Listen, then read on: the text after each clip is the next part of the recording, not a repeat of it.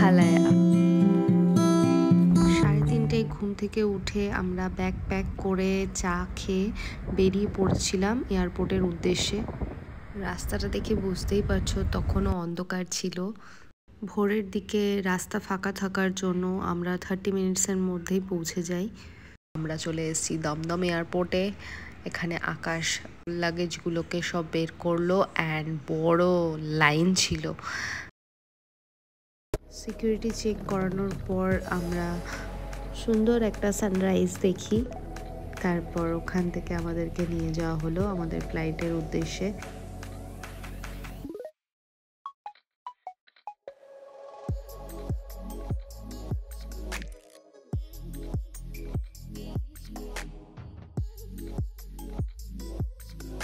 আমাদের দুজনের flight cost পড়েছিল রাউন্ড ট্রিপে অ্যারাউন্ড 11,000 অ্যাপ্রক্স। এত সুন্দর ভিউ দেখতে দেখতে আমরা পৌঁছে গেছি গুয়াহাটিতে। আর আমাদের দমদম থেকে গুয়াহাটি যেতে লেগেছিল 1 ঘন্টা 20 মিনিট মতো। এরপর আমরা ঝটপট করে লাগেজ কালেক্ট করে নিই। গুয়াহাটি এয়ারপোর্টটা ছোটোর মধ্যে খুবই সুন্দর সাজানো গোছানো।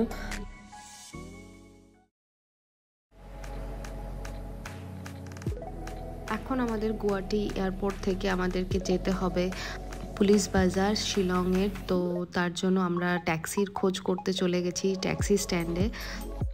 গুয়াহাটি এয়ারপোর্ট থেকে বেরালেই আছে ট্যাক্সি স্ট্যান্ড।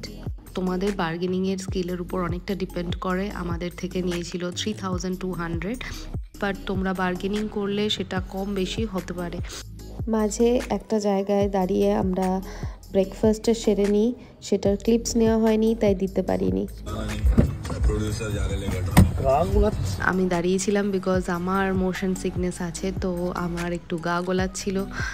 এটা উমিয়াম লেক, যেটা আর্টিফিশিয়াল ম্যানমেড লেক, খুব সুন্দর দেখতে। ওখানে অনেকে গিয়ে বোট রাইডিং করে, তো আমরা সেটাকে স্কিপ করেছিলাম। আমরা ডাইরেক্ট চলে যাই শিলংয়ে। আর শিলংয়ে পৌঁছে আমরা হোটেলে চেক ইন করি। আমাদের হোটেলের নাম ছিল রেনবো। ওটা একদমই প্রপার পুলিশ বাজারে। তারপর আমরা ফ্রেশ হয়ে বেরিয়ে পড়ি লাঞ্চের জন্য। হোটেল থেকে বেরালেই এই রেস্টুরেন্টটা ছিল, নামটা ঠিক মনে নেই। তারপর আমরা লাঞ্চ করি, আর খুব কোজি টাইপের রেস্টুরেন্টটা ছিল। আর এখানে সব থেকে ভালো লেগেছিল ফ্রাইড রাইসটা। লাঞ্চের পর আমরা বেরিয়েছিলাম একটু স্কুটি রেন্টাল সার্ভিসের ব্যাপারে জানার জন্য। একদম পুলিশ বাজারের মোড়টাতেই দেখবে ট্যাক্সি আর স্কুটির রেন্টালের জন্য প্রচুর লোক হাঁকাডাকি করছে, তো ওরাই তোমাকে নির্দিষ্ট জায়গায় নিয়ে যাবে।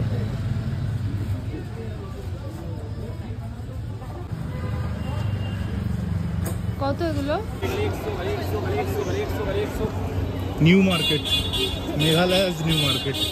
মেঘালয়াতে ঘুরতে এলে ছাতা বা রেনকোট হচ্ছে মাস্ট।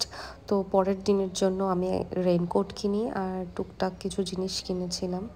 তো সন্ধ্যের দিকে আমরা বেরিয়েছিলাম। পরের দিন সকালবেলা উঠতে হবে, তো সেই জন্য আমাদেরকে আজকে একটু তাড়াতাড়ি ডিনার করে নিতে হবে।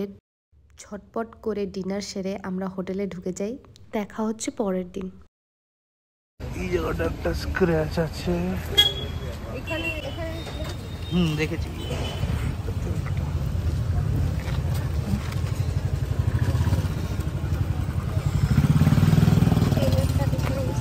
হ্যাঁ, আমরা পেট্রোল পাম্প থেকে বেরিয়ে গেলাম। আমরা এবার যাচ্ছি, ফ্লাইট নাম কেন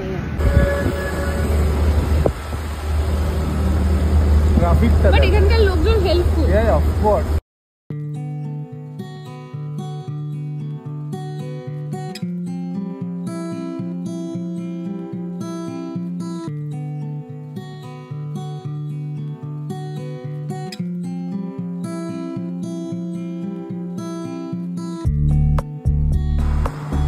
সব গাড়ি পাস করছে, আমরা দাঁড়িয়ে আছি বিকজ বৃষ্টি পড়ছে। আকাশ রেনকোট পড়ছে, আর আমি এটা পঞ্চু টাইপের ওদের ওখান থেকে কিনেছিলাম, সেটা করেছি।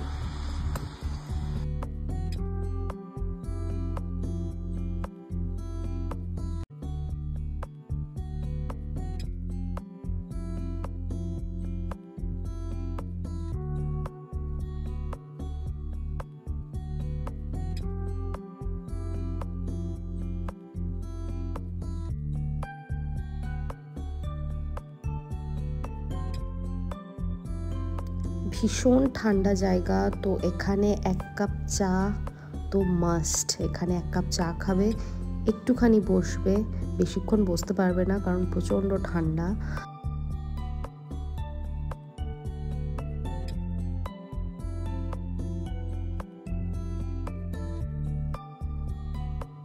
এখান থেকে বেরিয়ে আমরা নেক্সট ডেস্টিনেশনের দিকে যাচ্ছি, সেটা হচ্ছে শিলং ভিউ পয়েন্টস আর শিলং পিক।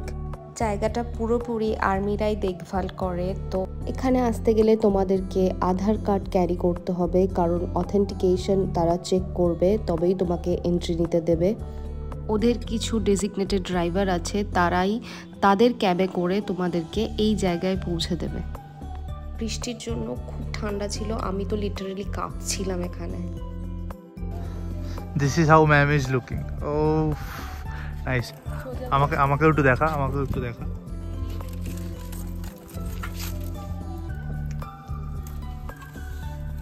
তোমরাও এখানে গেলে ট্র্যাডিশনাল পোশাক পরে ছবি তুলো, আর এখানের ম্যাগিটা কিন্তু ম্যান্ডেটরি। 2-3 কিলোমিটারের প্যাচটা একটু ভাঙাচোরা আছে। রোদ দেখা গেল, এতক্ষণ ওয়েদার একদম বাজে ছিল।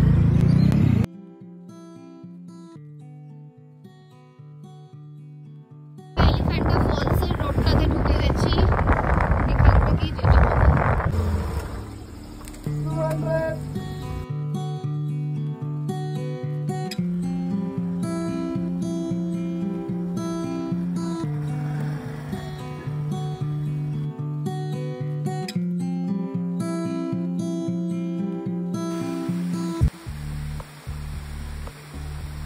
এটা মনসুনে আরো বেশি ফ্লো করে। এটা দেখলাম, এটা ফার্স্ট ফলস, এটা এই সাইডে আছে, এই দিকটাতে আছে। এবার সেকেন্ড এন্ড থার্ড ফলস এর জন্য এদিক দিয়ে যেতে হবে।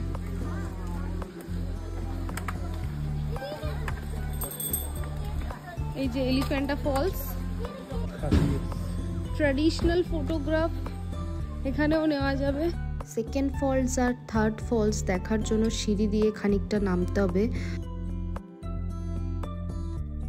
সিঁড়ি দিয়ে নামলে মাঝখানের দিকেই পড়বে সেকেন্ড ফলস। উপরে ছিলাম, এখন আমরা নেমে এতটা এসছি, এখনো এতটা নামতে হবে। আমরা ওই উপরটাতে ছিলাম, তারপরে মাঝখানে যেটা ব্রিজের মতো দেখা যাচ্ছে ওখানেই আছে সেকেন্ড ফলস, আর এখানে চলে এসেছি এটা থার্ড ফলসে। এখানে এসে কিছু ফটো ক্লিক করলাম, তারপর একটু বসে কিছুক্ষণ ঝর্ণার আওয়াজ শুনতে খুব ভাল লাগছিল, তো এখানে বসে একটু টাইম স্পেন্ড করলাম। এই কুলের প্যাকেটটা একটা ছোট্ট বাচ্চা মেয়ে বিক্রি করছিল, তো ওর কাছ থেকে কিনেছিলাম। এবার আমরা ব্যাক করছি শিলংয়ের দিকে।